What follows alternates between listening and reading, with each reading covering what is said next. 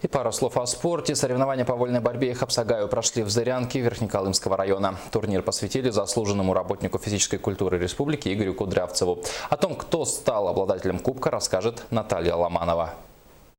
В этом году соревнования по вольной борьбе и борьбе хапсагай собрали рекордное число как зрителей, так и участников.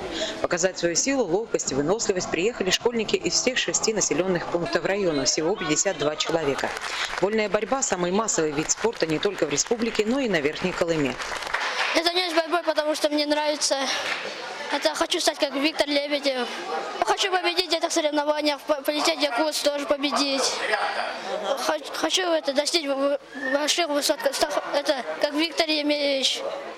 Турнир по вольной борьбе имени мастера спорта СССР, 15-кратного чемпиона Якутии, 20-кратного чемпиона Северной зоны, абсолютного чемпиона Дальнего Востока и Сибири по тувинской борьбе Хуреш Игоря Кудрявцева